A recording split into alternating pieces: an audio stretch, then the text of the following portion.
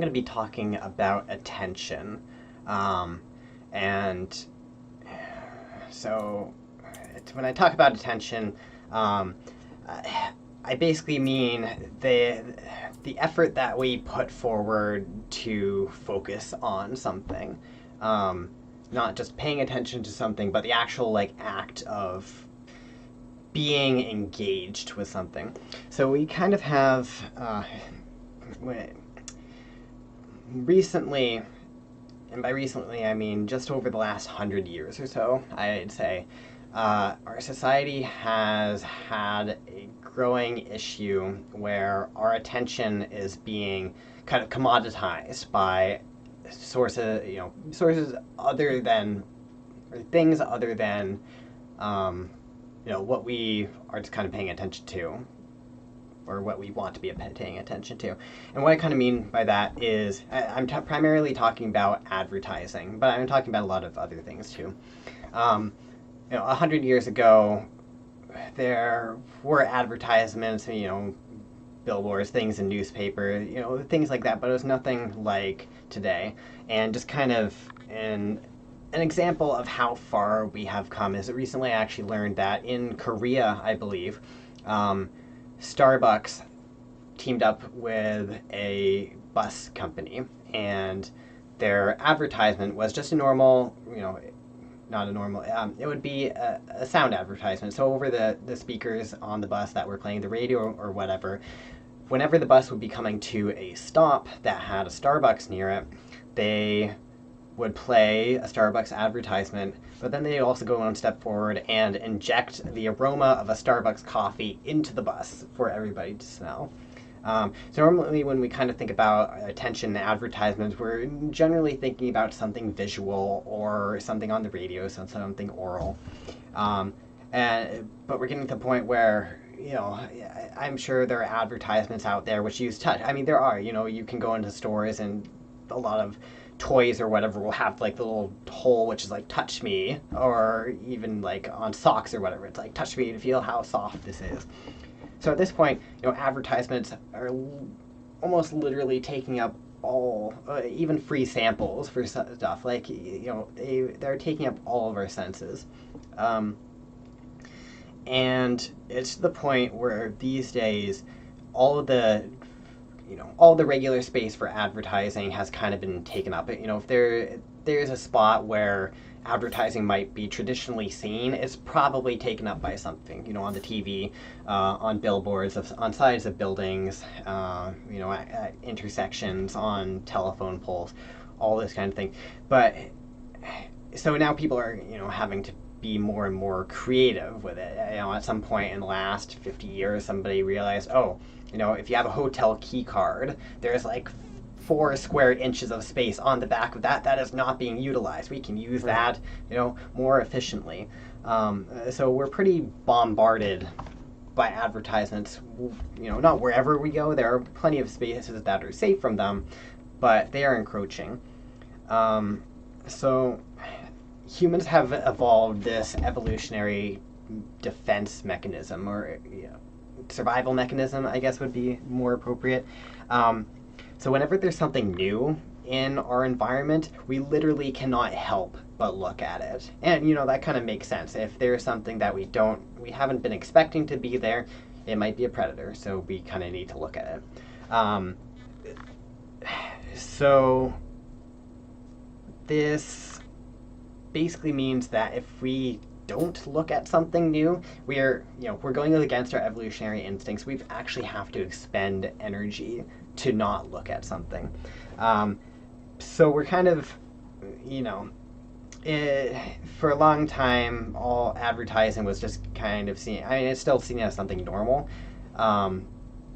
But we're kind of becoming more aware that advertisers use kind of subtle tactics or sneaky tactics, or we shouldn't believe everything we see in advertisements. And so we're becoming more aware.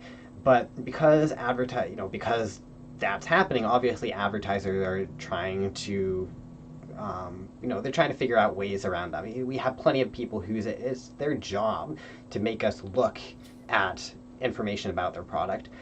So we kind of got into this arms race with advertisers at this point. We talked about this briefly on a previous segment, but like that is part of my job too now, so I'm kind of part of the problem. Yeah, I mean, yeah, and it can be a problem. I mean, it definitely can be a problem, and people go about it different ways. But just kind of if you're looking at the extreme of it, we have like astroturfing, Mm. which you're coming into some sort of community and spreading information about something as if it wasn't an advertisement. You're trying to hide that as much as possible, but still have people kind of looking. And so this Right. is kind of, at this point, our attention is being monopolized without our consent. Like we have, with normal advertising, at least we don't really have, most people don't have consent in as so far as they, it's really hard to resist looking at a new thing. But at least, technically, they have the choice to not look at that because they know it is an advertisement. They are choosing to put their attention towards it and understand it as an advertisement and send it through all those mental filters, that you put advertisement through. Something that's a little bit more subtle and sneaky, we just don't, we don't have those filters up, so it bypasses those. So I think why this is all important is because, as I said, attention, it requires energy to focus on something, and it requires energy to not focus on something. And I think attention is actually really important. It's basically a resource that we have. We only have so much of it before we get burnt out. And I'd almost go as far to say it's actually almost as important as other resources like food or water, food, water, air, all that good stuff that just lets us survive and live. Because at the end of the day, if we're living, actually living our life, I would argue, is when we are kind of exercising agency.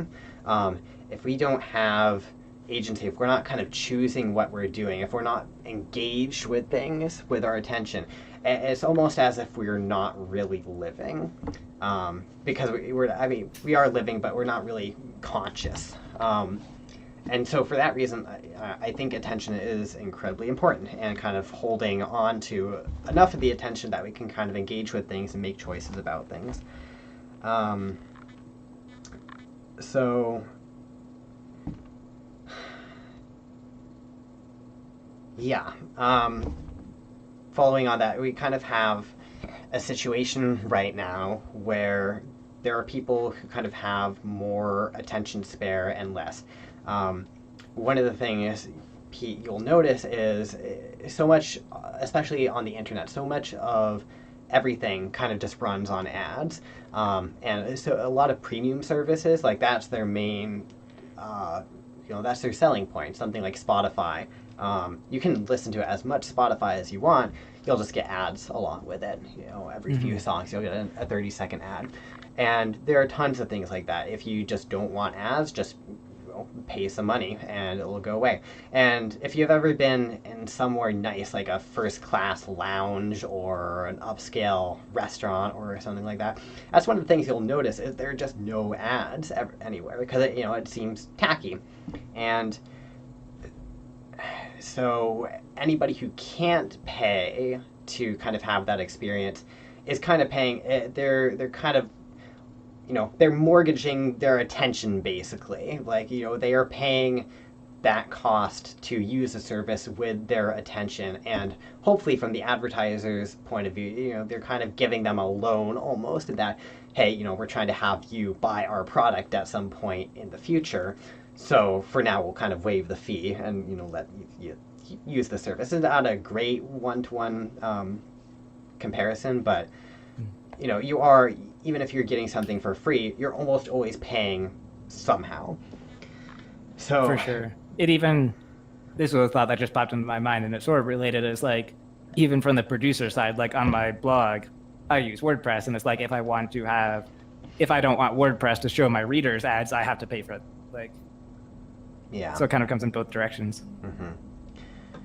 which is So basically like, because I don't see the ads on my own blog anyway, but it's like I'm paying so that my readers' attention will go all to what I'm writing and not something else. Yeah. I don't know if that's relevant, just popped into my mind. Yeah, it is. 'Cause, yeah, it all has to kind of do with attention. Where was I at? Yeah, so you have these two groups of people, and we kind of have a situation where we have one group, who can afford to actually not have their attention monopolized, and because it's this important resource, because you actually, you're not living your fullest life if you don't have some of that attention left in the tank, because you're not engaged with whatever you're focusing on. You just don't have as much brain power. We the people who, it's kind of another situation of the rich get richer, poor get poorer, and that the people who have money and have the attention to begin with have more time to focus their attention and create more wealth for themselves. Meanwhile, everybody else who's kind of in the situation of having to pay for everything with their attention, they are just they just don't have as much attention left for other things. And it's something I've realized too, like when I'm in somewhere, like if I'm just in a quiet, like family run bookstore or something where there's no ads, or in a library, it's like everything my whole body gets less tense because I'm not constantly looking at these new things. If I'm in a bookstore, I guess I am kind of looking at the new things, so there's so many books, but it's something I want to be looking at. Like I'm expecting to go in there and look at books. I'm not having to go to an effort to not look at the advertisements or not, pay attention to them and not be engaged with them. So, yeah, there's not really, I don't have any answer for how we solve this problem other than, educating people that there is a problem. But it's something I hadn't really thought about until recently, where it's just another case where it would just be nice to have money because it affords you this extra luxury. For sure. In our system, our whole North American capitalist sort of, a lot of our North American countries are sort of founded on those ideals of liberty and freedom, and sort of libertarian ideals almost. And so I think it's actually, somebody used the term radicalized responsibility, which I really like. And obviously we're really into responsibility and personal agency. Both of us are. But there are some kind of downsides to it, because we put our idea of radicalized responsibility means everybody is super responsible for themselves and everything they do. And there are situations where advertising isn't the only thing that is kind of damaging our attention, or having a negative effect on our attention these days. There's things like gambling, even like video games, the internet. We're constantly being served new things at the click of the button. Or in the case of gambling, the gambling has gotten so high tech where the companies sit down and like, okay, how can we have the smoothest experience where we have the user absolutely captivated, down to the point where they have things where you can actually, slot machines, you can just have an auto play button where the game will just keep running. You're not actually doing anything. You're just watching, like, every single second the slots are playing, and you're getting more or less money. You're basically just watching your money go up or down. And right. It's because they have figured out if any time that you're putting new coins into the slot or pulling lever or whatever, it's a time where your attention is not captivated. So kind of this idea of radical responsibility actually hurts some people.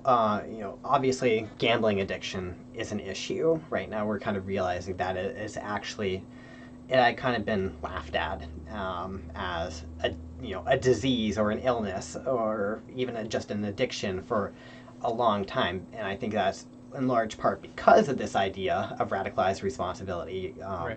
We're able to just say, it's much more comfortable to say, yeah, there is a defect with the person rather than there's an issue with the machines, because that means a lot of people are just not into things having regulations. And for a long time, luckily there are states that are starting to kind of put more regulations in on gambling, especially machine gambling.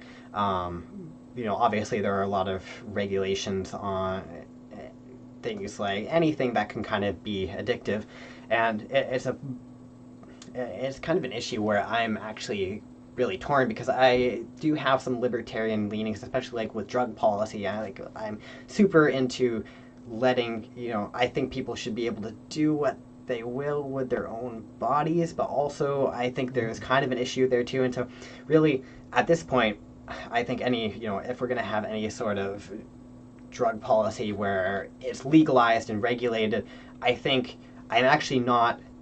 I don't think I'm no longer on the side of having it legalized because I want people to do whatever they should do with their own body. I'm on the side for all the other reasons, like reducing crime, reducing impurities. People are going to do it anyway, so why not filter that money into support systems, right, education, healthcare, all that kind of stuff. Because I kind of got to the point where the system of radicalized responsibility actually harms a lot of people who are not prepared to kind of deal with that. And I think the other main issue is we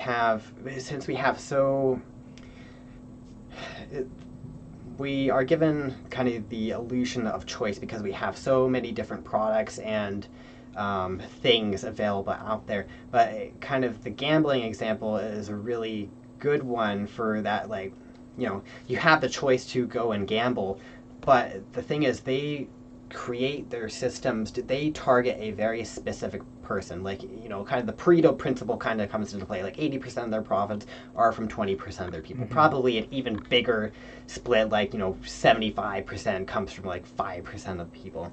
So they're not. It's kind of to the point where those. We have a choice of many different services on our market, but those services are designed to go and target a very specific type of person. So, we don't choose the services. The services kind of come and choose us. Right. This is getting a little bit off topic, but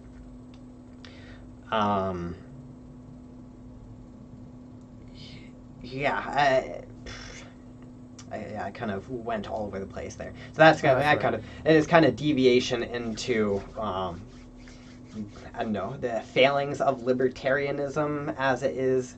I guess just to say, since I'm on this topic anyway, I will kind of go into another thought I sort of had. When we have crap, how do I even say this? So I guess the whole idea behind ever since just the American Revolution, we've had this idea that to be free is kind of that's the ultimate goal. It's kind of a cornerstone of modern democracy, just that right to be free, which I would kind of argue is a right to your attention, because if you're not able to exercise your attention, you're not able to really exercise that agency, which I think is pretty much right. Agency is freedom. I guess the way I'm hearing what you're saying, the model that kind of comes into my head, and you can tell me if this is right or wrong, but basically like the idea of libertarianism or like radical freedom is like, well, companies should be free to advertise to you however they want, but you should be free to say no to the products they're advertising. But now we've reached a point where our advertising technology is so good that they're actually like, you're not really free to say no. Yeah, especially right? Because they're targeting they are going and targeting the very specific people that have these issues, which makes it, they're not concerned with all the people who can say right. no. They are looking for the people who can't say no. For sure. And so there is another part of that. And I mean, I guess, kind of, obviously when you boil anything down to like, it's extremism, like anything gets ridiculous, but like, you can just say like, oh, freedom is our value. Well, if you're free to do anything, that means you're free to imprison other people. So and that's kind of so. Basically, the other part of that, which I think kind of ties together my whole thought here, is just so our we have a right to be free, but what we are actually trying to be free from is a little bit, it has been a little bit of a moving target through history. What we are have been we're trying to be free of, back in 1776, obviously was government, which we had a problem with. So kind of what I would argue is, so we have a plutocracy kind of emerging today. I would argue, business and government is just so interconnected that realistically, I mean, if you look at the U.S., there are some things which are more conspiracy theory-ish. Like, I don't think it's got, these companies banding together to like take over the government and anything. I think it's just kind of the natural course of how things are sort of progressing. Government and private interests are just really tied up for unfortunate reasons. But so, we have that, but basically what I think, if a plutocracy did kind of emerge, I think it would be just as dangerous as pretty much any other governing body. And so right now, a lot of people who kind of are libertarian or have that libertarian bent, more conservative, smaller government, more freedom, they are concerned with government with a capital G. They are not concerned with governance in general. Like, it's only because that's the thing, with any, inevitably, with any, we already have so much. Yeah, I mean, just to get your public services or whatever, you're dealing with governments. You're dealing with governments with rules. You are constrained to do a certain, thing, just because so many of our services are owned by just large corporations, which we don't really have. We don't have, for our internet, for example, we don't really have many choice between which provider we choose. Even if we choose like a smaller provider, they're still on the backbone that the larger providers have created. Right. And it's kind of one of the reasons why some people who have more libertarian bents are super against net neutrality, because we're saying what we can and can't do with the internet. But the thing is, if we have a small few controlling the internet, then we are constrained in what we can actually do with it, more than if we had a government saying, yeah, we need to have net neutrality. So there's a phrase in the book The World Beyond Your Head by Matthew B. Crawford. He had a phrase which was coercive power, and what he's kind of saying is just like a healthy government is one that has a monopoly on coercive power, and as it is like Right, the monopoly on violence idea, basically, right? Yeah, pretty much. Like, they are the only ones with the right to, either perpetrate violence if really necessary, but they are the only one really controlling what we are doing at the end of the day. And my argument kind of is the regulation that comes from the government is that holds back the coercive power of all the other companies. Is I think that one body having coercive power is better than a bunch of other, and that's kind of what it comes down to with casinos targeting gambling addicts, because they are searching out those people who have issues which make them really susceptible to having their attention monopolized by these specific activities. They hold coercive power over those people, and the only way that can kind of be alleviated is by having some sort of governing body which is putting regulations in place. So yeah, I mean, that's basically that whole thought altogether. So we have, just kind of moving on. Obviously, we have a problem with attention. We have so many things that are just kind of monopolizing our attention. It's important. We need our attention just to function and to kind of live to our best lives. So I've kind of said we have this problem. So what do we do about it? And that's the really tricky part. Yeah, it is really tricky, because some of these things, there are a lot of ideals like it would be ideal if things didn't have to run on advertisements so much. It would be ideal. Yeah, I know I always kind of I seem to bring up like universal income a lot, but I think that's it'd be ideal if we had that, just so people had more control over how, you know, they could spend their, have more time to recharge, even if their attention is being monopolized, or just have the extra money to actually pay for services which allow, their minds not to be monopolized. Because I think a lot of people, it's really hard for a lot of people who are kind of at the bottom in terms of just the economic structure to the more I think about it, the more I kind of think like that's one of the main issues is these people just don't have any attention left, partially because they're working.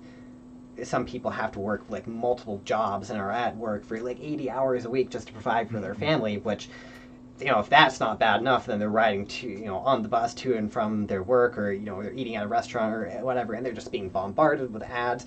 It must be hard to kind of just get a break to calm down. It's probably, when you're if you're back at home and have a family, then you're just having to take care of your family, then you're in bed, there's always weekends and everything.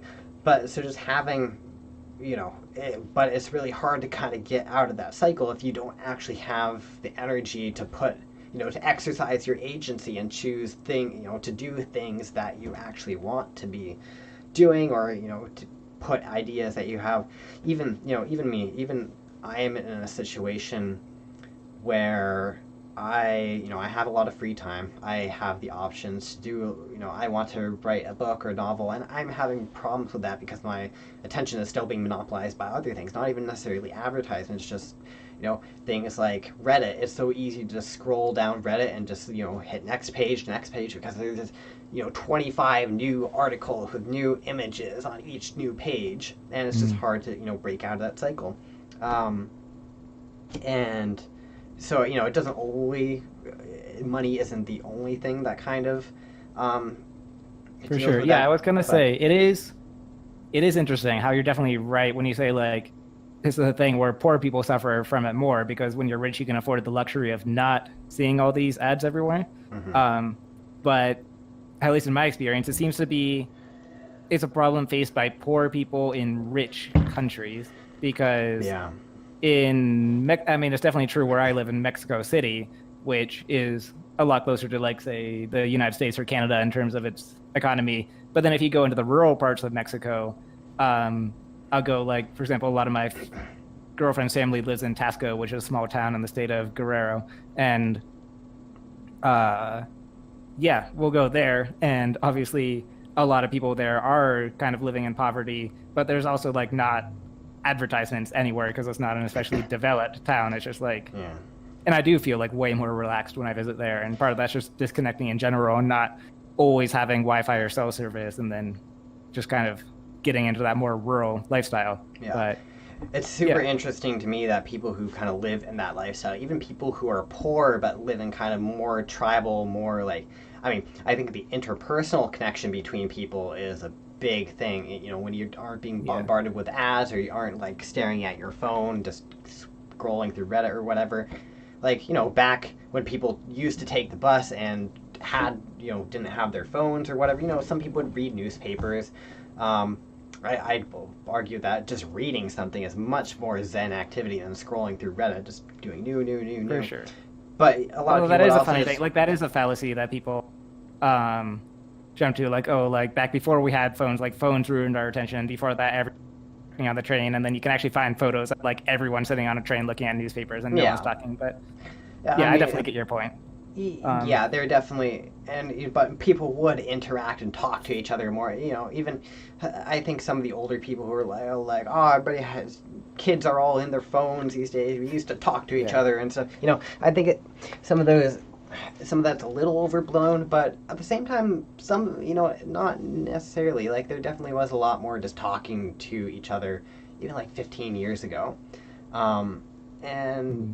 but. And I always harp on this, but I still, like, obviously there's everything you're saying about, like, the brain chemistry and how they take advantage of that, and I do agree with that, but at some level there still has to be responsibility and free will, which is, like, sometimes when I'm hanging out with people, I will turn off my phone and talk to them and not be distracted, and that's still an option we all have. It is. It's maybe not entirely personal responsibility, but I don't think you can use technology as an excuse to say like, well, I don't have any responsibility. I'm incapable of exercising free will, so someone has to No. solve this problem for me. I mean, And sorry, just before we go on, this is kind of a tangent, but I just want to get this in here because I think it's important.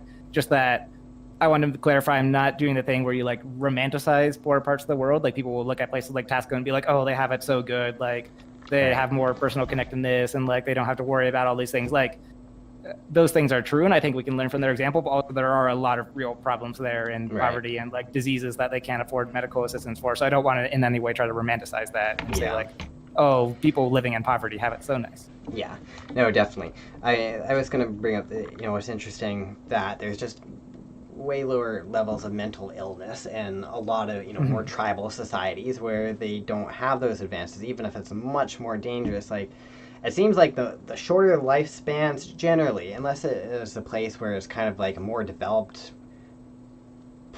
country that's just ravaged by war or something like that, generally the rates of mental illness just seem to kind of go, especially things like depression, anxiety, ADHD. Those definitely are modern inventions for the most part. But yeah, I mean, there still are instances of just brain chemistry causing those, but especially since so much of brain chemistry actually is it's both nature and nurture, but more of it is nurture than we kind of previously thought, or kind of just assume it is sort of subconsciously. And also, I mean, just like we've pretty much gotten rid of natural selection, which is like, it's a good thing where obviously the good consequences outweigh the bad. It's like, in a tribal society, if you were too depressed to get out of bed, guess what? You wouldn't eat and you would die. That's not the case in modern society, which is great because depressed people don't just all die, but then also they pass on the depression genes and stuff. Yeah. So, kind of going back to the personal responsibility bit, though, like, I mean, we kind of come to an unfortunate scenario where, some people are just going to have major issue. Some people who might not even necessarily have had issues if the technology or just the games or the gambling or anything, if it wasn't just as good as it was at hijacking people's brains and just jumping into those reward circuits, some of those problems might not exist. But the unfortunate reality of it is, there is no magic answer to this. Like, it still is on the people, the individual affected by this to solve it. Unfortunately, that means a lot of the time it just won't be solved, or it becomes incredibly hard for that problem to be solved. Yeah, definitely. But well, okay, so one with libertarianism and when they talk about the freedom and stuff, I feel like people always interpret that with a really negative edge of like, it's entirely on the individual and like, oh, if you can't resist your gambling problem, you're just weak and you deserve to get like, I wonder if it's possible to shift the focus to dealing with the individual, but also saying like, it's okay for people to help them. Like when you were talking about, if someone has a gambling problem, we see the defect with the person when we should be seeing the defect with the machine. But what if it's like, defect is a really harsh word, but I think a lot of people with gambling problems would probably like to be treated right and like to not have that gambling addiction. So they're kind of seeing that as a quote defect with themselves. But instead of saying like, well, then they should exercise willpower and get over it, like maybe the focus should be on social programs to help people deal with their gambling addictions rather than trying to regulate the gambling machines. Or maybe it's both. I think it has to be both. It has to be a holistic situation because we've gone beyond the point where there are people who have problems. Now we're at the point where companies are creating people who have problems, and that is an issue. For sure. Because you have more and more people ending up with addictions or illnesses that we just would not expect to see if we kind of looked. Obviously, some part of this is a societal problem because even with taking natural selection out of the process or out of the equation, in my opinion, we're just seeing more than we could expect just from genetic drift. Right. So I know it has to be both basically, but basically, what I kind of fear is happening is just that people are more comfortable just pointing out that or just saying those individual people are the problem, you know, they need to fix or get fixed themselves, just because that is an easier solution than saying, yeah, this is something we actually have to change at a larger scale. Um, and yeah, it can be both for sure. It had like that's the other thing people need to realize, I think, is that we kind of have this culture of individualism, but I think we need to kind of by having a stronger community. It bolsters the like having a stronger community of inevitably leads to a stronger set of individuals. Like interdependency is kind of a word I brought up, a couple, maybe the first episode we did, where you know when people come together in a positive way, the whole will end up being greater than the sum of its parts. And we can't, individualism is good and important, and people should strive to be the best that they can be. But at some point, you hit a limit where you can't, it's no longer possible to kind of go beyond that limit without coming together and working together as a community to be your best self. For sure.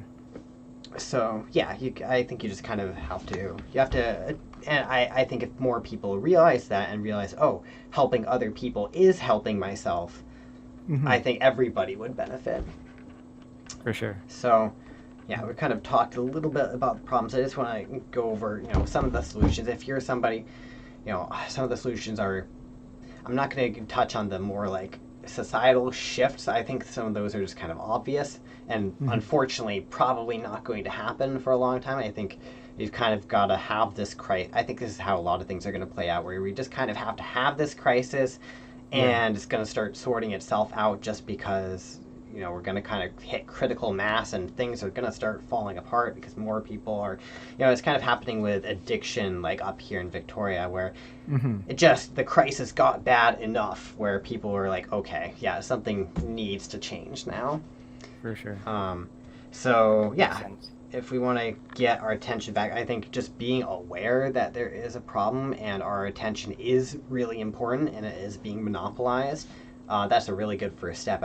Once you realize, if you actually pay attention to how you're reacting to things, like when you're out, try to look for those moments when you're having a thought and there's some advertisement or something is happening that drags your attention away from the thought which you are, personally going through, and even just thinking is kind of exercising your agency. You're carrying through with the thought, you're working something out in your head. To see if you can notice those times when your attention is grabbed away and you're looking at that thing that is new, kind of just out of reflex. Because if you kind of start noticing, when that's happening, that's kind of the first step to actually fighting it. And more about just being aware. You talked about how mindfulness is just, one of my favorite things ever. Cultivating. Mindfulness definitely has a big part in this. Yeah, a huge part. It really, because again, we have this. So the hard part about changing anything, making new habits, bringing up, we kind of talk about self-improvement, and one of the big issues with self-improvement tools that you learn is actually putting those tools into action. Because you can learn a tool and you can intellectualize it as much as you want, but say it's a tool for dealing with anxiety. When you're going through an anxious moment or maybe verging on a panic attack or whatever, you actually have to stop and go, oh wait, this is a moment where I can whip out this tool I used and put it into action. That doesn't really happen because most of the time we're on autopilot. We're going, we have a certain number of experiences that we've had in our life. We have this arsenal of, or maybe not even arsenal, we have a couple or even only one reaction to those individual experiences that we built up, and actually, most things that happen, they happen, and we all start whatever our reaction is without even feeling like we thought about it. We kind of are on autopilot. Right. And so mindfulness allows you to actually, if you're aware of what's happening, if you're aware of what's happening as it happens, there is a significantly greater chance that you will realize that any given moment is a moment when you can pull out an appropriate tool. And so that just goes hugely with attention, because that's one of the things that's really kind of nefarious about things that monopolize your attention, is by definition you know, if your attention is monopolized, by definition, you can't actually be aware of that and pull out a tool. So practicing mindfulness is, it allows you realize what is happening and go, oh, I should either, maybe rethink what, or just think about what is grabbing my attention. Is it something that I should really pay attention to? Is it something, is there a tool I can pull out if I don't want to be focusing on this? Or is it something which I can kind of think about and go, yeah, I don't really need to be paying attention to this? So there's a couple ways you can practice mindfulness. The obvious way is just meditation. Meditation, there are so many different resources out there on meditation. You should really just Google, how to meditate. It's one of those things where it's really simple to get started. It's really hard to master, like really, really, really hard to master. But even just doing meditation for 5 minutes a day, if you're going to start meditation, do it consistently and don't overload yourself at the start. Don't say, I'm going to do 20 minutes every single day. That's way too much. Start with like 3 minutes or 5 minutes or even 1 minute if that works for you. The most important thing is actually just getting it done each day and kind of creating a habit. Definitely. And there are even resources like the mindful or meditation subreddit, has a great kind of starter's guide for how to meditate, or a resource that you can look at. Just tons of great resources out there. The other are just practicing like either all day awareness or something like mindful eating. Those can kind of like mindful eating can kind of be thought of as meditation, but or if it's mindful walking, basically just choosing an activity which isn't, which you don't really have to be thinking about too much. Eating is great because we all know how to eat. Like we're really good at eating. We've eaten so much throughout our life. But the other thing is eating has sensations kind of wrapped up in it, which are they're very easy to recognize, and they're very distinct. Like when you're just kind of walking is sort of, it's monotonous. It all kind of blends together. It's kind of harder to pick out the individual things that are happening when you walk. Eating, it's very easy to kind of focus on your eating, the tastes, the texture of things, and kind of, get used to seeing something as it is. You'll kind of start realizing there's so many, things you never really noticed with your eating. Or even just something like doing the dishes, anything that's like distinct, but you've also done many times, so you don't have to focus on how you're doing it as well as the mindfulness. And all day awareness is just kind of the practice of trying to be, every time you kind of think of it, just kind of snap back and be aware of everything you're doing as much as you possibly can. It ends up being a really weird experience because, all these things that you've done many, many times throughout your life, but when you actually start paying attention to them, you just realize there are, so many things you don't, just, kind of have forgot are there, or new things that you never noticed before. Mm-hmm. Now, mindful walking is a really good example of that, because start paying attention to it. Walking is actually really complicated. Yeah. You feel like you're going to fall over because you're like, wait, how do I walk? Yeah. It's crazy. So yeah, just kind of adding on to that, I personally find apps really helpful. I know purists say like, oh, you should just sit and meditate quietly, but I like guided meditations.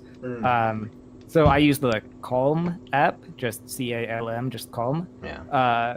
I really like that one. I think the most popular one that I've heard a lot of good things, Headspace. So Yeah. I've only used just like the trial ones on that, but yeah, people rave about it. So if you just get one of those apps and just put it like on the home screen of your phone, and then every time you open your phone, you'll be like, oh yeah, there's that meditation app I should be using.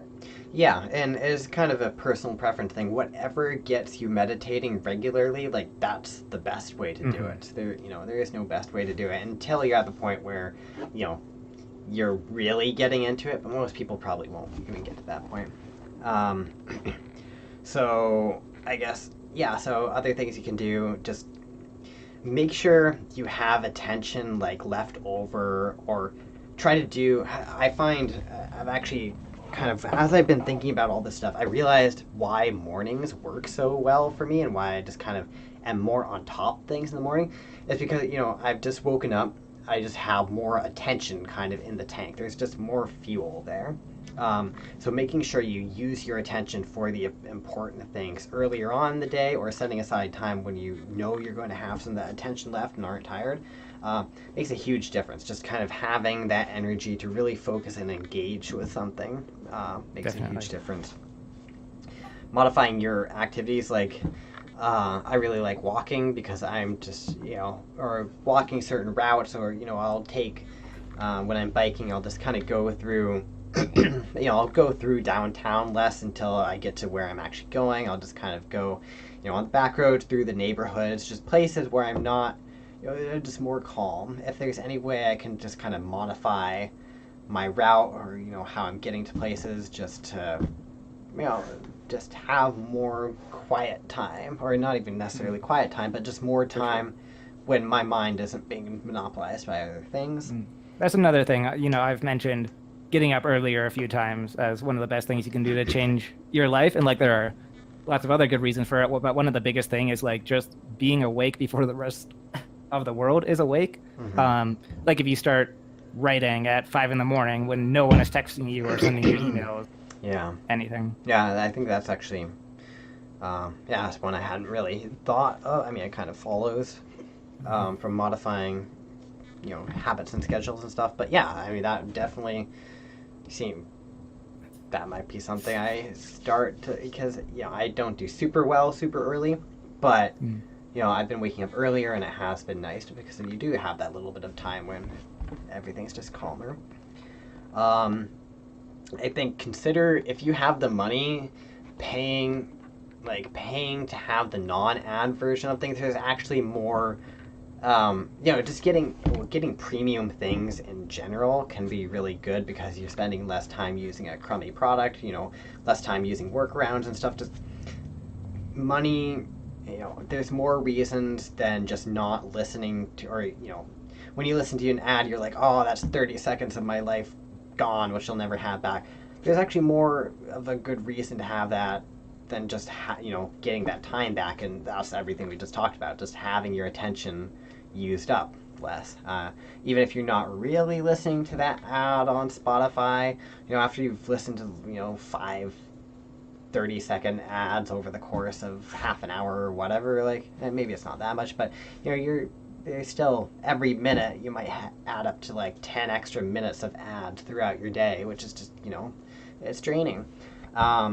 If there are tools like ad block as well, ad block, some people have moral issues with it or whatever, but a lot of ads are just, they're not put there in good faith. A lot of them are annoying or trying to undermine your personal agency and get in your head and make you do something. Ad block, or I use uBlock Origin, and it has some options for if you want to show non-intrusive ads and stuff, and I'll just unblock my ads on any site I want to support, any site that doesn't do their ads super intrusively. But yeah, I think that's a perfectly reasonable tool to use if you have it at your disposal, especially if you're somebody who is being bombarded with ads. It can be you can look at it as just a personal health thing. And yeah, and the other thing is just making sure, rest, and kind of making sure you get as much sleep as possible, making sure you're on a good, really try to have your days kind of scheduled, because I find this isn't just for ads, it's for, if I don't have my days scheduled out, there's a much higher chance that I'm going to end up on Reddit or end up, playing video games, because they will have caught my attention and monopolized my attention. And it's just harder to get out of that loop if I don't have a definitive time when I'm supposed to end these things. Makes sense. Yeah. So that's kind of just, that's most of what I had to talk about today.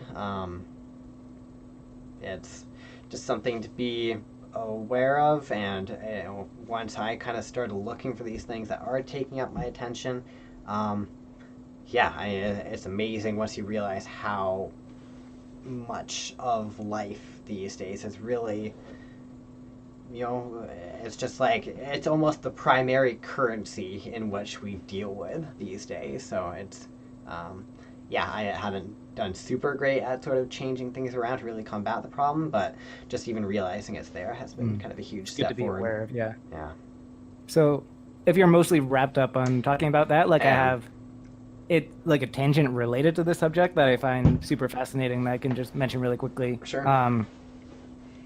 So like there's the individual level, but I think we're also just trying to feel the impact of like of all this on a societal level in that, advertising is a business model now, which I'm sure you've noticed. There's like we're kind of having a surge of like young YouTube stars, like some of the richest people are like 10-year-olds with YouTube channels and stuff like Mm-hmm. that. Um, so that's all because how that like platforms, like you were saying, instead of having a subscription, they'll make all of their money off advertising. And so it used to be that you wouldn't really target kids because kids don't have money. Like maybe you'd target parents of kids. You'd get a kid really excited about something they want for Christmas so that then their parents will buy it for them. Mm-hmm. But with a platform that sells ads and isn't actually selling a product, the most important demographic for them is people who are aged like 5 to 15, people who don't have jobs or responsibilities can literally spend all day watching your ads. Yeah. And so it's like we're starting to see big portions of society being shaped around what the demographic of 5 to 15-year-olds wants or finds interesting. And I guess I don't even have anywhere to go with that. It just is something that's happening and that is shaping society. Yeah. So Yeah, I mean, I haven't thought about that too much, really. I mean, I guess I can. I definitely see it like it makes sense, and yeah, those are the people who are kind of consuming a lot of stuff. I mean, I definitely have kind of noticed the trend younger in a lot of these things, like just the I probably one of the biggest video games just in the world is Fortnite these yeah. days, and it amazes me just like how young the people playing that are. And I guess I shouldn't be super surprised because I mean, I think part of it is a lot of the back when I was 12 or 13, all my friends were playing Halo or whatever. But, even kids younger than that are Yeah, it's not is like kids have always played video games. That's not the surprising part. But the thing is that like, most I 12-year-olds would probably watch a 12-year-old play video games than a 40-year-old, right? yeah. And there is probably most of the time going to be more 12-year-olds watching Twitch than 40-year-olds because the 40-year-olds have Yeah. jobs. So. I guess it mostly it's just like the cultural part Yeah. of it. It seems like video games are almost like not exactly counterculture-y, but they for a long time it was just you had a certain type of kid who would be the person who played video games or whatever, and a lot of kids in my school at least. Most guys would have played, Halo at a friend's house now and then, Yeah. or something like that. But yeah, Call of Duty was big when I was in high school. it just seems like the demographic is getting younger, and I think Yeah. they are that younger demographic is they have even less power to kind of resist the attention grabbing nature of a lot of these things, especially when it's going to be super interesting once. I mean, it's always going to be super interesting once the current generation grows up, just because society keeps changing all the time. But Yeah.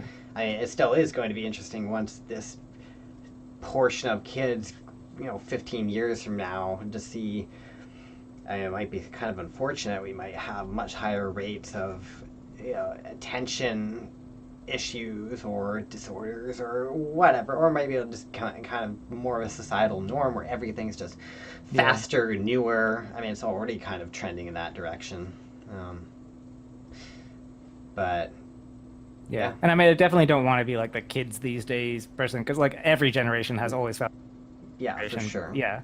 So I'm not But it's definitely too soon to pass any value judgments, but I do think it is like society is being shaped by the fact that it is profitable to target younger and younger audiences. And those younger audiences are going to be shaped as they grow up by being targeted in that way. definitely. Cool. All right, well, that was all I had to say, so it is your turn to talk about anything and everything. So in my segment today, I'm going to be just giving an update on what I'm doing with the Desdonata blog. So I've been blogging for a while, kind of off and on. I'm trying to get regular lately. And I've actually been blogging daily, which we've talked a lot about habits before on the show, and we both agree they're like one of the most important parts of your life. And so, kind of the ironic thing that I decided to start blogging daily because I find it's actually easier to keep up my blog when I'm blogging every day than if I do it weekly.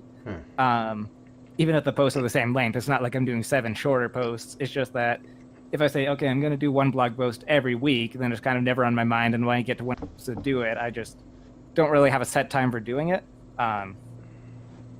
So yeah, it's ironic, but doing 7 times as much, if I just have a set time where I sit down and do it every day, that's actually way easier to keep up. So yeah, and I've experimented with different, I call them columns, because I'll do like a different type of post each day, and then on each day of the week, it will be the same post. And I've experimented with like just different things that I can keep up, and some of them have worked really well. Some of them I'm not really sure where to go with. And then I finally seem to sort of hit on a rubric for coming up with what I think are good columns. And basically the idea is that each individual column should be something that could theoretically be expanded into its own self-contained, like, independent project. An example, so like the one that's the reverse of that is I'm actually doing a column called Crossroads Conversations, which is linked to this Crossroads podcast. So that one kind of happened backwards, but that's kind of what I'm talking about, where it's a column that also has its own like independent podcast associated with it. So the idea is any of the other columns could evolve into something like this podcast. Not necessarily that they all will, because that'd be a crazy amount of stuff to make, but that's just sort of, So, I should only be choosing a topic if it could. Sorry? right. Are you doing one column per day and 7 of them total? Yeah, well, Okay. so 6, because there's one that's kind of in 2 parts, so it's like 2 different days. Yeah, so I'll get to that. So, yeah, so I'll go through the columns. So first on Monday, I do something called Real Talk, which, I mean, that's the column I've kept going and haven't changed like for the longest, probably because it's the easiest to do. And it's basically just what blogs were originally like made for. It's kind of, I literally just talk about my life and whatever's on my mind, kind of like our opening ramble. So that one, it's sort of something I've had trouble with, where it's like, it's easy to, it's easy to just talk about your life, but then I find it difficult because I always feel like, and maybe this is a problem with me, I always feel like everything I talk about, it kind of has to have some sort of takeaway or moral or something people can take out of it. Right. So it can be hard for me to come up with, when I'm just talking about my life, like what, how do I put that moral or takeaway into it? So I've kind of, before it would be sort of freeform, like I would literally just talk about whatever. Now I'm trying to kind of focus that in on 3 main subjects, which is a place for me to talk about entertainment. Like I've tried before having a full column where it will be like a movie review or whatever, but I find I usually don't have enough to talk about movies or shows or books or whatever to fill an entire post, but I still do like talking about them, so that can be a little thing inside of that. And then I call it career, even though it includes things that don't make me money yet. So I could be talking about my social media marketing job, but also just my writing, or even this podcast and the blog itself and things like that I want to turn into something bigger. So that's something that hopefully people can follow along with that journey and, get something out of it if they want to start their own career in this kind of thing. And then when I do talk about more personal stuff, I'll try to kind of tie it into things like what we talk about in the self-improvement segment, like how am I applying gratitude in life, or just things like that. Right. And then if I was going to turn that into a larger project, it would probably be like a vlog. So just like I'd basically be talking about the same stuff, but I'd record it and put it on YouTube. Yeah. So then Tuesdays is the Crossroads conversation one I mentioned. Basically what I do in that one is it comes out after we've recorded, except this week, but because our recording schedule has been weird, it comes out after we recorded this podcast. And there are a lot of things. It mostly focuses on our individual segments because, for example, I'll come up with something to talk about. I'll talk about it with you and we'll have a discussion, and you'll come up with like new viewpoints that I hadn't even considered before. And, I'll respond to them while I'm talking to you. But then after I have a time to like after the show's over and I'll process everything we talked about, I'll usually come up with new conclusions or new thoughts after the fact. So then on Tuesday, I'll write down the new stuff I've thought about after talking to you, or else I'll talk about whatever your segment is, because obviously that's completely new information that I didn't, ideas that I didn't have at all before we talked. Yeah.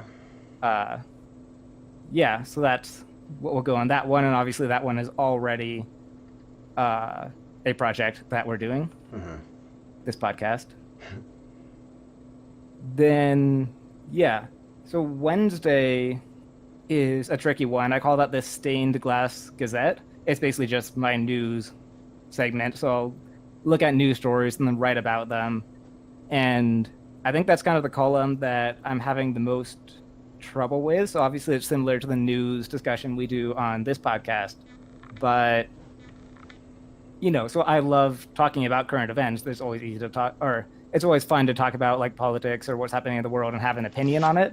But obviously there are like a billion news sources out there. So it's something I kind of have trouble like figuring out what the unique thing to do with that or to say about that is. Yeah.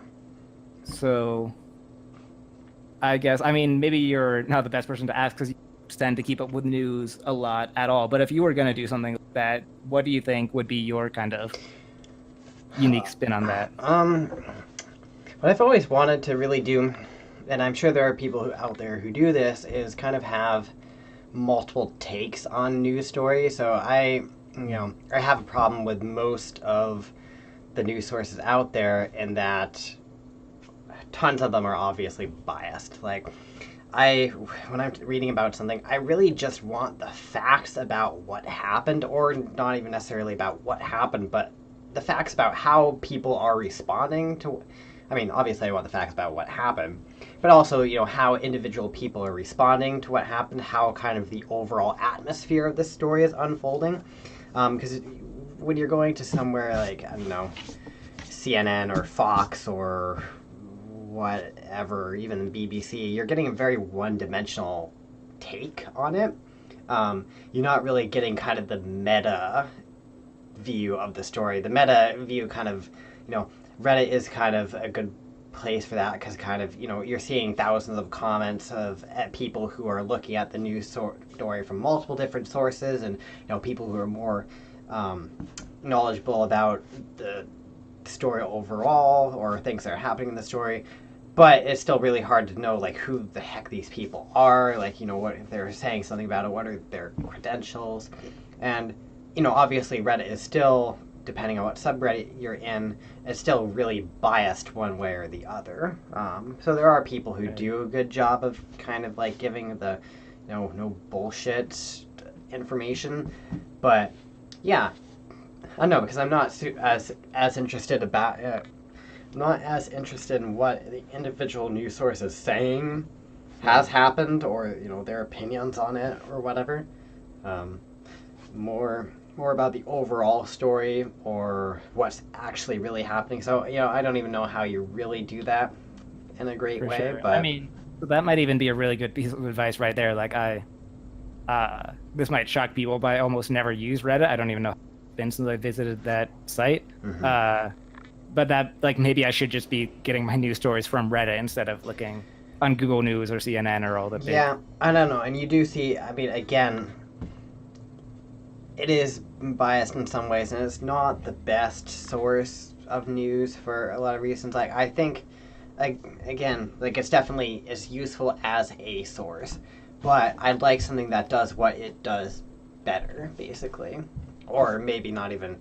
maybe even just a little bit differently. And like, if all the information is coming from one person who I know is good at not being biased, then in the future I would trust your stuff more. Like, if a news story came out and I was like, I don't know what to think about this, maybe I go to Evaric's site and see what he's saying about it, because I know there's a good chance that he's going to give me the no bullshit information about it.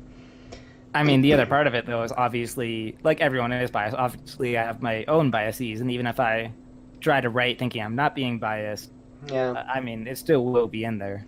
But you can get around that by actually just having, if you're just presenting pure information, and you might give maybe your opinion kind of sneaks into there, but if there, at the end of the day, when I'm looking at any news story, I want to know exactly what happened and the number. Not there might be numbers behind it, but as long as somewhere in there I can dig out what really happened for me to kind of form my own opinion on, like that's what I look for.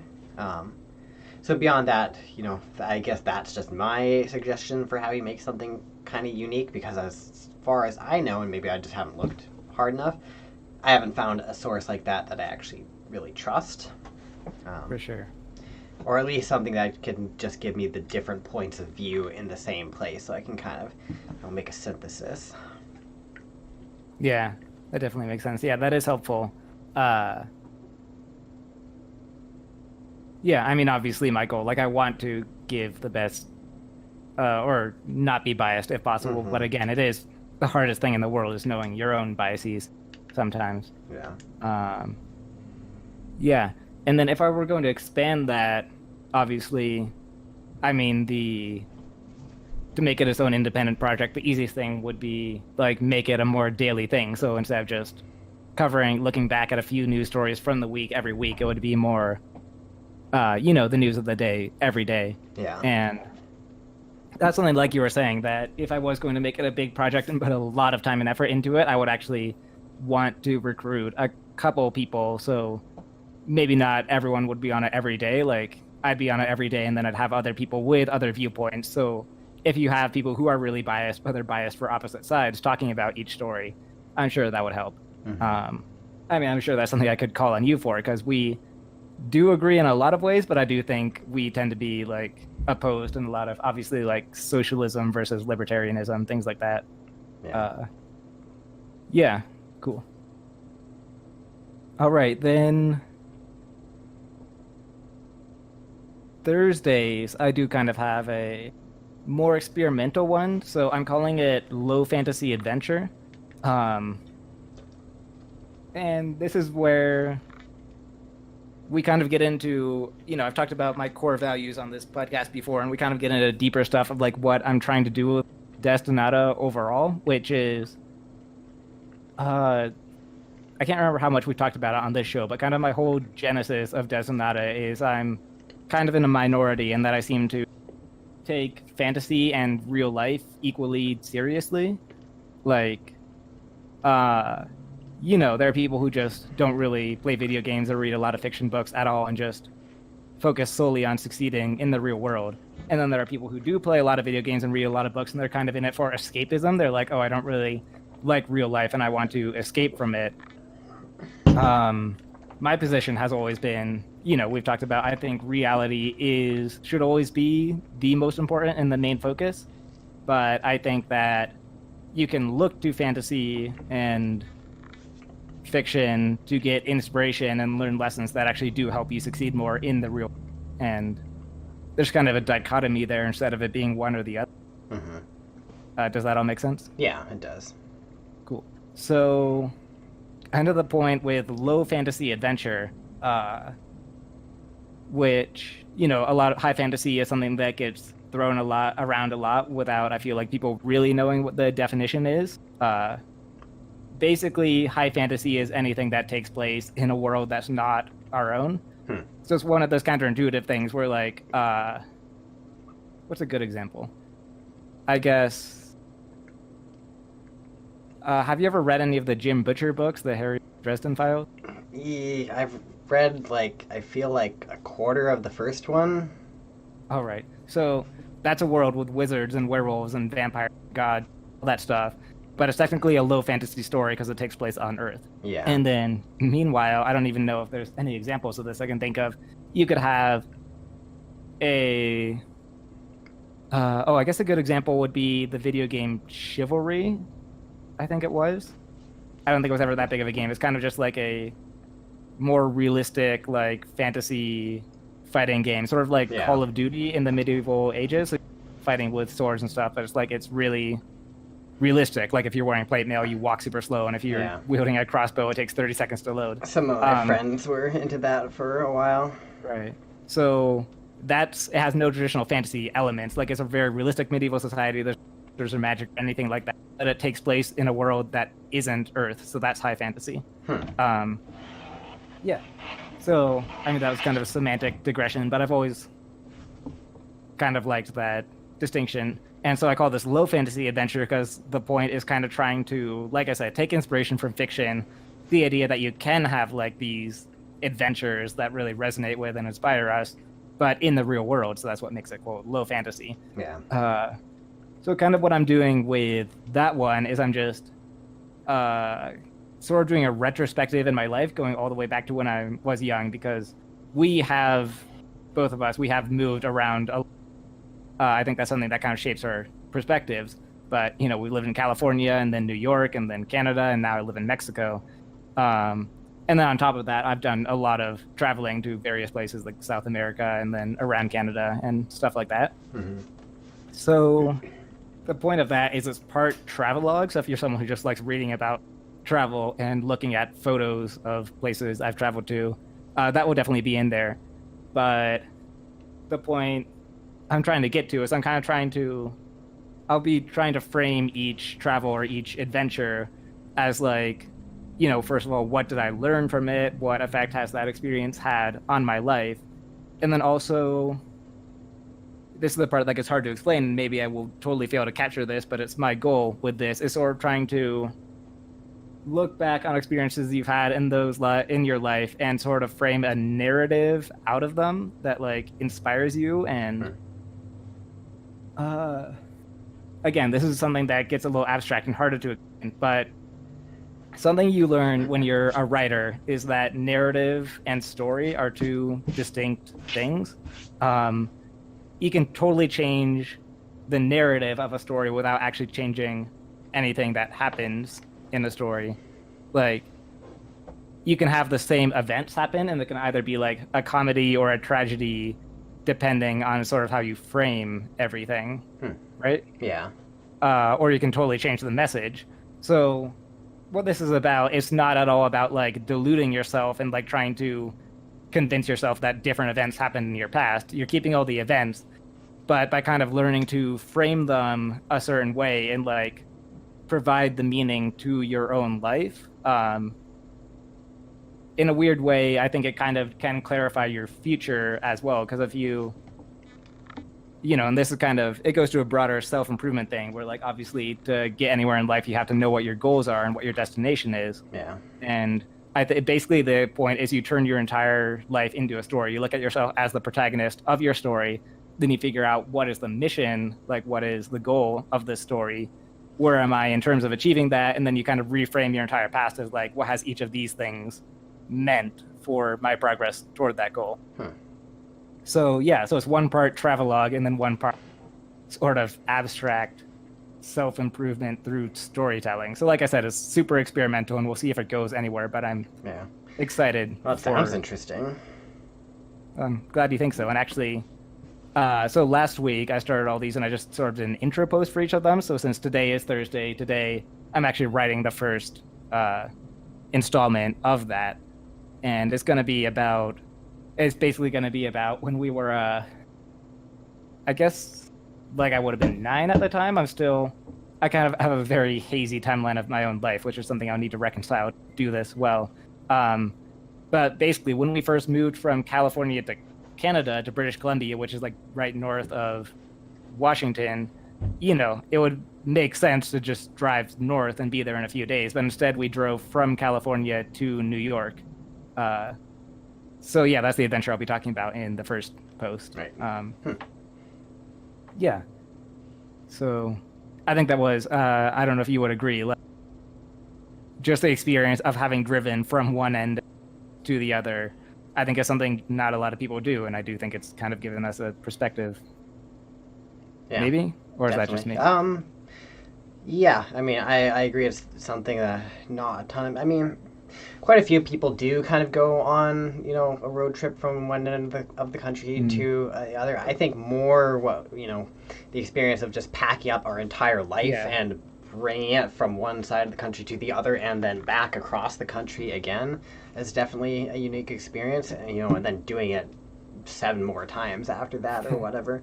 Maybe not that many times, but yeah, I mean, we definitely had a very special experience where we got to do that. We'd take a 3-month vacation every year, and we were homeschooled. We could just kind of do that. Our parents worked from home.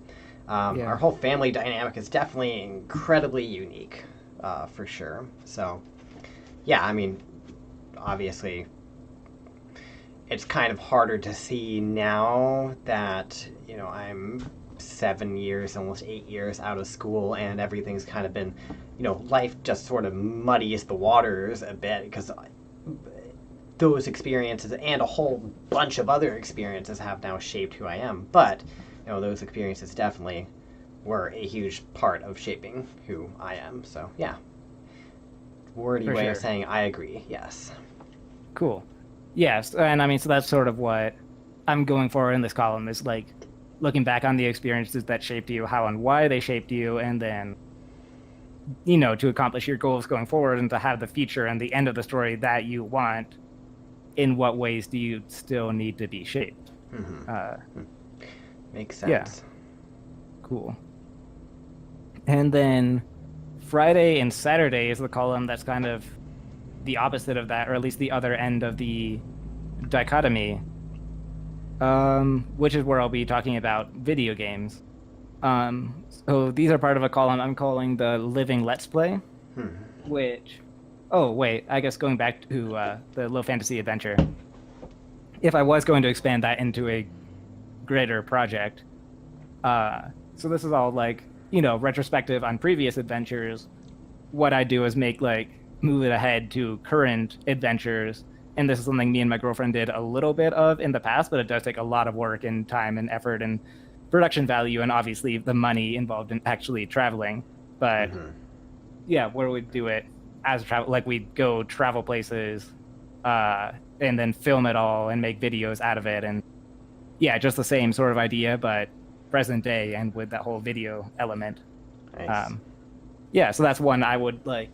I think that's one of the projects I would most love to do, but also it would be like the most difficult and expensive Yeah. and most production value to actually accomplish. Okay, so then my living let's play. You kind of made a noise when I said, Huh? oh, I don't know. When I first said living let's play, you kind of made a Oh. noise. No, it just sounded interesting. Oh, cool. Yeah, so I mean that's sort of like a let's play that I'll be playing through a video game.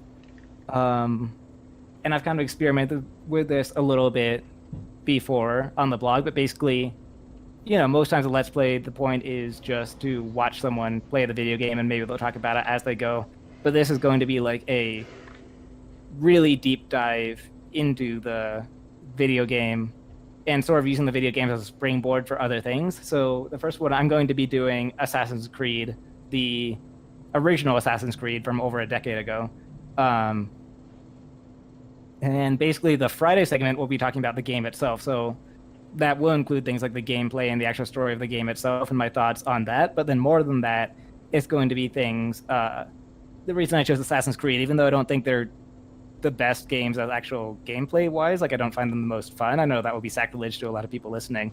But they are really good for like exploring history and stuff. And at first I was skeptical, like I didn't think it would be actually that accurate, but then I listened to this really good history podcast hosted by like a professor, and he actually said he likes Assassin's Creed because they are so good and accurate when it comes to history. So I was like, oh, okay, I guess, yeah.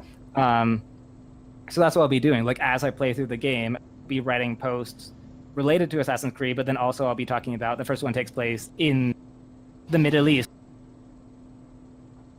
I'll write posts about, doing research on the history of Jerusalem and the mythology and religion from there, and like, things like that. Things like that, and then also talking about like, lessons learned from the game. For example, within the mythology of Assassin's Creed, the Assassin Order has kind of these spiritual elements, and one of them actually like is very similar to mindfulness and meditation that we've been talking about. Kind of like one of their precepts is that you can't bring peace to the world if you're not like at peace with yourself already. Yeah. So that's an idea, obviously, I could talk about. Hmm. Yeah, and then the more ambitious part of that is on Saturdays, I'll be doing the second part of the Living Let's Play column, which will be focused on real life things inspired by Assassin's Creed. So this is the part where, like I said, it's the other end of the dichotomy from the low fantasy adventure. And again, sort of the genesis of Destinata was the idea that real life and fantasy don't have to be like opposed to each other. They can actually influence each other. I think it was Nietzsche who said, have you heard the quote, like, art imitates life right up until life begins to imitate art? I've heard the quote. Yeah. I don't know if it was Nietzsche or somebody else. So the idea is like when I was young, I would play video games and hang out with a bunch of other people who played a lot of video games. And I seemed to be the only one who had the response of like I said, people played it for escapism. But I'd be playing, for example, in fantasy games, you tend to play like really buff protagonists who are really athletic. So I'd play that and I'd be like, wow, this makes me want to go work out and get in shape. And I was apparently the only one who had that response because most, not to typecast, but like a lot of nerds I've hung around aren't super into fitness. And the same with obviously fantasy has always been caught up a lot in travel. Lord of the Rings, for example, there's like 3 movies of walking. So the same, like I play video games, I'm like, wow, this inspires me to want to travel to like diverse locations and go on adventures in real life. So I did. So the second component of the Living Let's Play column, that will be where I play, for example, Assassin's Creed, and then I'll actually look up like recipes, for example, from that time period in that place and actually try to cook the food that your character in Assassin's Creed would be eating. Or, make workouts based on like parkour workouts mostly for Assassin's Creed because that's most of what assassins do. So like the workouts you would have to do if you were actually going to be an assassin and stuff like that. So going out and doing things in the real world inspired by the game that is being played. Yeah. Cool.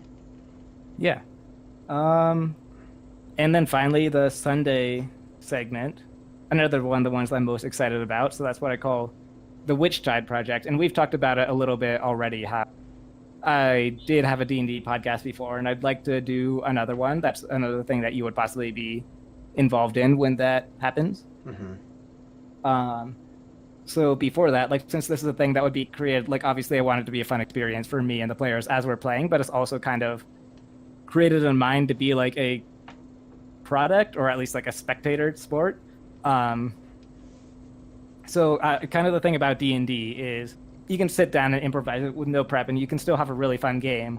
But it's one of those things, it's kind of like Mythic Dungeons in World of Warcraft where there's kind of no cap. Like the more effort you put into it, the better the result. And there's not really a cap to that. So you could literally spend your whole life working on a campaign, just making it better and better. So I won't go quite that far, but this is something where the podcast and project wouldn't be starting anytime soon because I want to put so much work into this and make it an almost like cinematic experience. Like it's a game that would be improvised, but I want to have the story in the world and everything like polished to the point where someone could listen to it and it would actually sound like a story being played out. Yeah.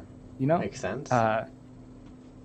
So basically what I'll be doing, since I'll be doing so much work, I kind of want to double dip and use it as content for the blog as well. So I'll basically be doing a post each week as I create this campaign on the campaign and on the decisions I'm making as I create it. Obviously, I'll keep it like spoiler free, so if any potential players read it, they won't be being spoiled, but sort of the large scale decisions I make in terms of gameplay, because I'll be exploring a lot of like alternate rules and house rules and stuff, and decisions I make in terms of the story and the setting and where like the atmosphere I'm trying to create and the themes I'm trying to capitalize on and things like that. So if you are really into Dungeons and Dragons, I think that it would be something that's fun to read because you just like hearing people talk about Dungeons and Dragons. But even if you're not, I still value out of it because it will be a lot more about telling and the creative process and like designing a game and things like that. I realized I skipped past on the living Let's Play side, like the end goal, like what they could be if they were their own project. That one would be a free game as I was playing it, and then do all these posts on the side, which is ironic because that's originally what Let's Play is. It is streamed. I just don't have the internet right now where I can stream games at like even a reasonable quality. I might record, like I can record some of the play and put those up on YouTube, which originally that's what Let's Plays were. You'd find like 1,000 episodes on YouTube and go through them, but I feel like that's kind of waned. Like that's not really a thing anymore. But I could record some of the highlights at least. Yeah. But then also, so the game, and then also I'd record things like what I'm going to do now is, you know, try cooking recipes and then post the recipes and my experience with them, or like post about the workout I'm designing. If this was actually its own project, I would actually like film myself cooking it or film myself like doing the workout or whatever. So again, a lot more production value. Yeah. And then the Witchside project, obviously this is baked into it, where eventually it will be a campaign that's actually played and recorded and put out as a product. Not product, but like podcast. Nice. Yeah, so that's what I'm doing with the blog. Part of talking to you about it is just saying it out loud, clarify I'm going with all this, and also get your feedback on some of it, like the news thing was helpful. Yeah, but then kind of the larger point with all of this is, like I said, a lot of the columns I've tried before to do daily columns, and it would like, I'd have things that would seem like a good idea and like, oh, super interesting to talk about, but then it's sort of hard to keep up because I just I'm not really sure where I'm going with it. So I do, when I landed on the thing of like, oh, what if I made each of them not necessarily will, but that they could turn into something way bigger, and I have this potential grand future in mind in the present that helps me engage with it a lot better and have a clear idea of what I should be posting each day. So yeah, I guess kind of the point I'm getting at with this is it's easy. Like I think a lot of creative people sell themselves short and don't really think about the future. Almost as like a, you know, it's like a self-deprecating thing where you don't think of where something could go because you're like, oh, I'm never gonna get there. Or if I do get there, that will be in years and I'll have to worry about it later. And it's actually something I hear successful entrepreneurs talk about, where they talk about they're mentoring newer entrepreneurs, and they talk about like, oh, this is a really good idea, but how are you going to like scale this and make it still work once you have like 1,000 or 10,000 or 1,000,000 users? And the entrepreneur will say like, oh, like that would be a good problem to have, and they'll laugh and be like, yeah, like I'd love to have that problem. But you know, it's easy to identify with that mindset because it's like, oh yeah, like it's so long until I even get there that I don't have to worry about that yet. But if you really think about it, you're literally saying like, I'm not going to make any plans for if I succeed. I'm going to like operate on the assumption that I'm going to fail, or that like success is going to be really hard.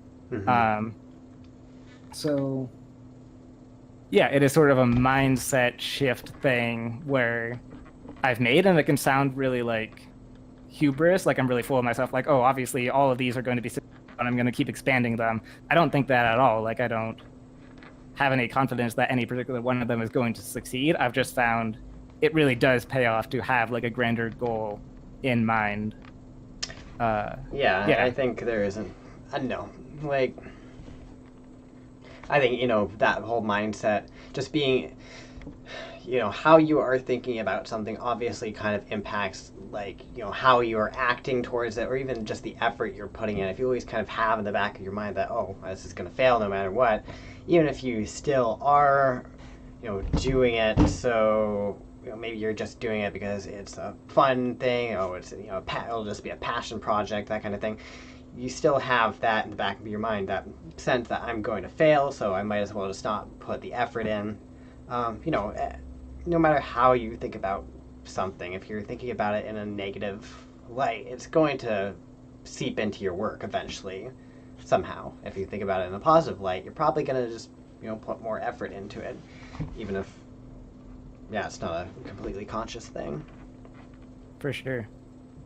Yeah, and having sort of like even if it is a passion project and something that's fun to do, like I said, it's easier to keep it up when going towards something bigger. Like before, when I had like a column where I would talk about video games each week, it was like, oh yeah, I guess I have to think of something to say about video games today, as opposed to now, if I have, even if it's like really hard to achieve, if I have the project in mind, like, oh, one day this will turn into this big production I want to make, then each week it's like, okay, what do I need to write today that will get me a step closer to that far off goal? Yeah. So I guess I've been going on for a long time. Maybe you don't have anything that could apply to this, but is there anything in your life that you are thinking in those like, grand, like really far off, like almost 10-year plan terms? I think, for example, maybe this podcast, and not just specifically this podcast, but you are obviously starting to stream and record with me, and you've talked about it would be cool to make it into a bigger career later on. So Yeah, and I think I'm really good, or I'm really bad about planning for the future. right. You know, the whole "where do you see yourself in 5 years" question, like I've never been able. I don't think anybody's ever really able to give an accurate answer, but I'm really bad at even thinking of an answer at all. Like I freeze when I hear that question. So I always kind of look a little bit shorter term. And really, the only plan I have for the next 5 or 10 years is be doing something that be living my life in some way that sort of feels more organic to me. Like I don't want to be, I don't think anybody wants to be stuck in a job that they don't really feel it jives with them. But when I think about career or work or anything like that, like I always, it would be. I try to think of how could I make my career be something that doesn't even like feel like a job specifically. It just feels like a lifestyle basically. And yeah, and I think kind of your best work kind of comes out when you are working on something that doesn't really feel like work.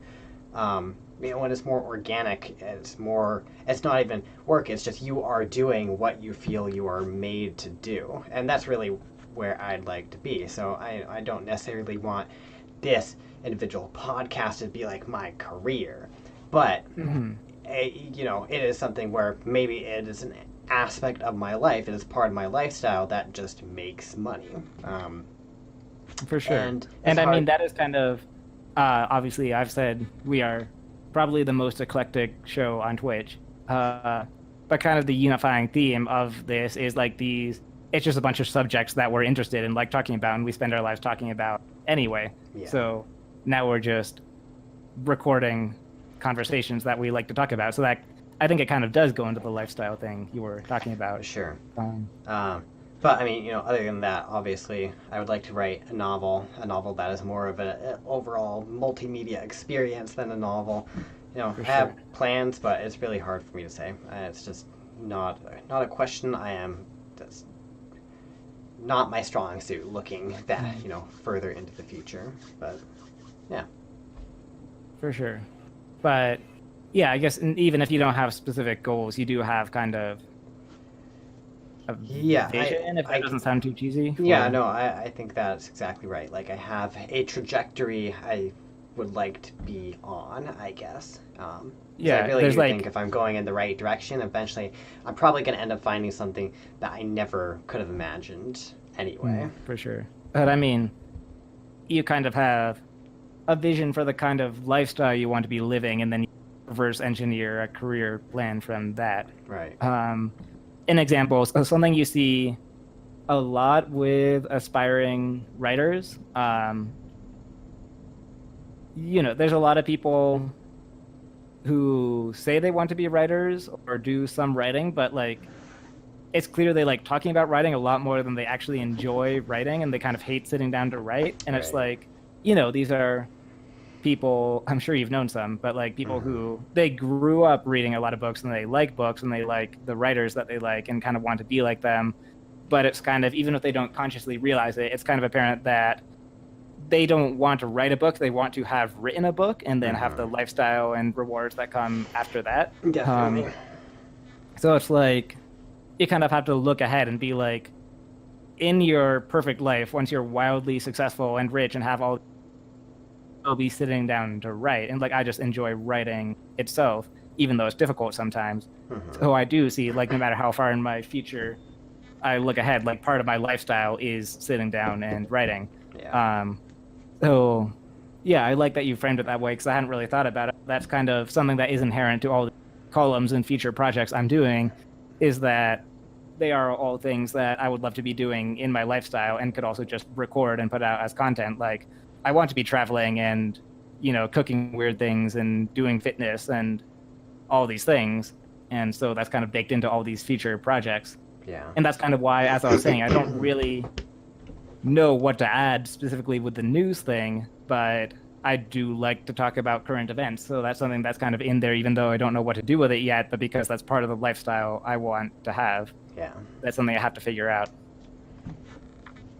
So, yeah. I guess, you know, not to press you too much, and if you just don't have an answer, that's fine, because I know you don't like thinking about the future too much. But even not specific to a career, do you kind of have like an idea of the lifestyle? Like, obviously, you love learning and its own sake, so that's probably part of it. Yeah.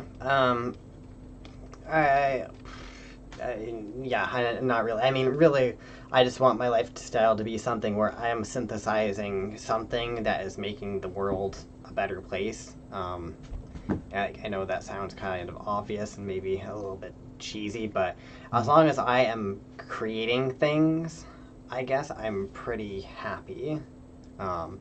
And For sure. obviously, I'd also like to be working towards some version of sustainability, whether that be, you know, environmental, economic, you know, even just the basic things such as my, you know, health, fitness, my mental health, you know, just having sustainable attention. Something I kind of like, I thought I had sort of had about the whole attention thing is just like, I think a part of our problem kind of comes from the fact that, you know, there's a difference between renewable and sustainable. So our Right. attention is renewable, but the way we use it isn't necessarily sustainable. So I think, you know, setting up my life in some way so as for my attention, you know, the amount of attention I have and I'm using is sustainable. Um, yeah, just pretty much sustainability in everything I do. Beyond that, For sure. yeah, it's really hard to say. Right, that's fair. But it is kind of, so I've heard it said, like, a thing that differentiates people like Steve Jobs and Elon Musk and the people who really changed the world from other millionaires and people with a lot of success is that the day Steve Jobs and Elon Musk became millionaires, they still went into work the next day and they still kept like doing their 9 to 5 because they were doing something that was a part of their lifestyle and drives them so much more than just the money aspect. Right. So I think that's kind of a question for everyone to ask themselves. Like, if you were a billionaire and you didn't really have anything you had to worry about, what would you still be using? Or, sorry, what would you still be doing? And can you sort of make a lifestyle and a career from that? So for you, for example, I know, like, even if, like, you're not in school right now, you don't have to study, but you still are constantly studying and learning things. So that's something that clearly will always be part of your lifestyle. Definitely. Yeah. So yeah, I guess that mostly wraps up that topic. That was mostly just sort of clarifying all that in my mind and then talking about why I'm doing it. Yeah, I guess. And sorry. Oh, no, go ahead with your thought. Well, just the final thing. Like, this is again something that's obviously far in the future, but it does provide a really solid roadmap for building this out. And if this ever does something that becomes a job for us, like something we can actually start earning money off of, yeah, a good roadmap for expanding that. You're familiar with Patreon, right? So I listen to a ton of podcasts and have a lot of podcasters I love and follow, and some of them, using Patreon and other things like that, have actually switched to making it a full-time job. And obviously I love to support them, but